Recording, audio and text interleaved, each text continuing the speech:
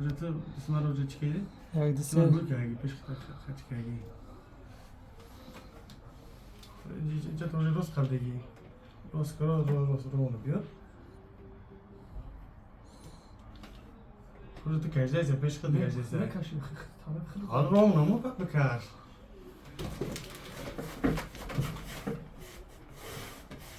Naşi taraf kılmış. Ne kelime var? Tam gagi yok. Kıtım bir söyle bak. Çalmamış onu. İş oldu. Ücret de peş kadı öyle sonra da olsun mu? Videoda konuşurken iş oldu da gel. Tabii.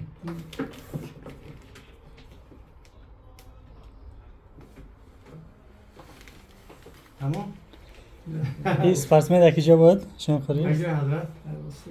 Basse? Lobiye bence. Ücret direkt sınır kat gagi. Ya bu seni kılım kaçın bana bildi. Yine yok yine daha gol tu.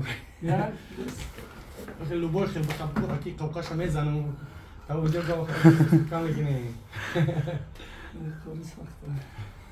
برادران عزیز من خیلی گفتم بیا بگیرم من نگفتم من تکلیف میگم که سوی زودگی نیستم خلاص که دوستان درد میکنم دوست تراما دارم مگه نه قوقشة میزنم ان شاء الله خلاص که برادران عزیز کسی که بار دورین ای روسیه میخواین به تاجیکستان روان کنین میگن که ای تاجیکستان میخواین به روسیه روان کنین با واسطه کماز با واسطه سمالیات خلاص که چه نوعی که باشه میتونن که ان شاء الله برادرها با فرقتی با سمالیات قتی باراتون بگیرن به روسیه رو بیارن یا اینکه ای روسیه میتونن که به تاجیکستان برن برادرمون عبدالله ان شاء الله که در خدمت پرواز که میکنه براتون میبرم میاره ان شاء الله بارتون اگر در داخل مسکو باشین و که مسکو اوبلاست 100 کیلو بالا باشن میره با ماشین خودشون میگیرن میارن در فرا میمونه ان شاء الله خدا نگهبانتون باشه برای پر معلومات برای رقم ها رو اکران زنگ بزنید السلام علیکم